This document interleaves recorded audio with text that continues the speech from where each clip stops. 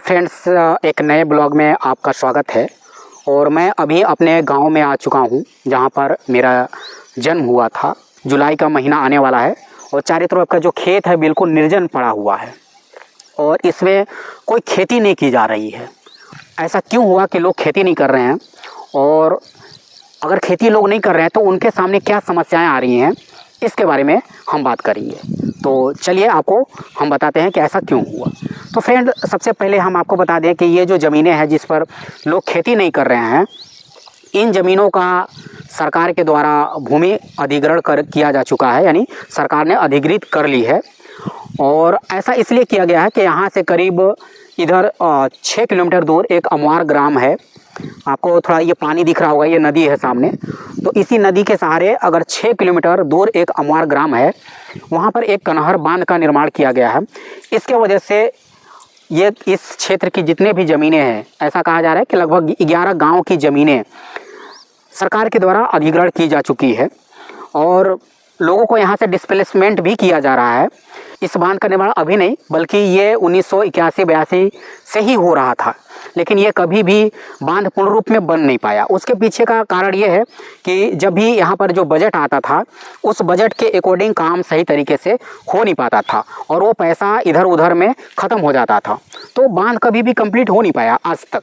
भूमि का अधिग्रहण किया, उनको मुआवजा भी दिया, लेकिन सरकार उन लोगों को यहाँ से डिस्प्लेसमेंट नहीं कर पाई, इसलिए वो लोग यहाँ से छोड़कर नहीं जा सके।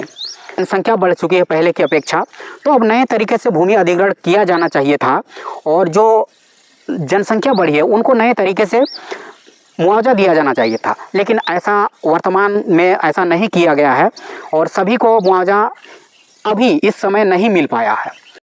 फ्रेंड्स, जो भूमि अधिग्रहण हुआ तो उससे हमारे पास एक बेरोजगारी की समस्या उत्पन्न हो गई है, क्योंकि लोगों के लिए जीवन का आय का जो मुख्य स्रोत था वो कृषि था। तो लोगों से अब खेती छीन ली गई है, तो उनकी जो आय का जो मुख्य स्रोत था वो छीना जा चुका है। तो हम ये कह सकते हैं कि अब लोग पूर्ण रूप से बेरोजगार हो गए हैं और उनके पास आय का अब कोई भी साधन नहीं है।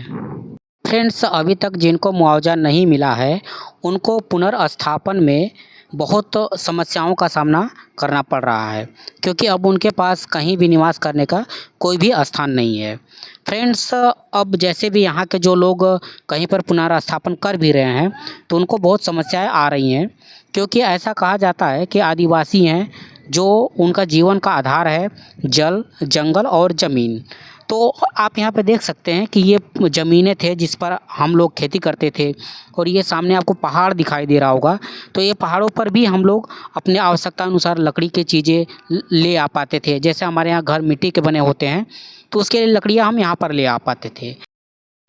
फ्रेंड्स, हमारे लिए ज़मीन और जंगल महत्वपूर्ण होता है, उसके साथ ही हमारे लिए जल भी महत्वपूर्ण होता है। तो ये देखिए, हमारे सामने एक नदी थी और इसी नदी से हम आवश्यकता अनुसार अपना जल का उपयोग करते थे। फ्रेंड्स, आपको ये दो झोपड़ी दिख रही है, इनकी जो घर थी शायद मुझे लगता है कि नदी के किनारे थी, लेकिन अब क्योंकि नदी के किनारे घर होने से ज़्यादा पानी का या जल स्तर बढ़ने का बहुत ज़्यादा संभावना रहती है, तो इन लोगों ने अपने घर या अपने छप्पर जो है पहाड़ पर बना लिए हैं, थोड़ा सा ऊंचाई वाले स्थान पे, क्योंकि मुझे नहीं लगता कि इनको कहीं जाने आने की इनको कोई व्यवस्था नहीं मिल पाई है। इसलिए अब ये अपने जीवन को बचाने के लिए अपने जो घर हैं उसको ऊंचे स्थानों पर बना लिया है कि कम से कम अगर जल स्तर बढ़ेगा भी तो हमारी जीवन सुरक्षित रह सके।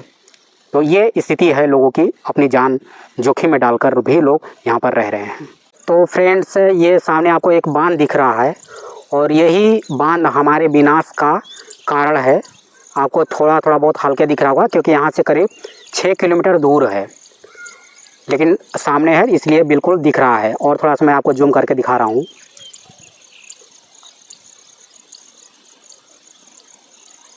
ये देखिए, तो यही बांध बना है, 6 किलोमीटर दूर है और इसी के वजह से हम सभी डिस्प्लेसमेंट हो रहे हैं।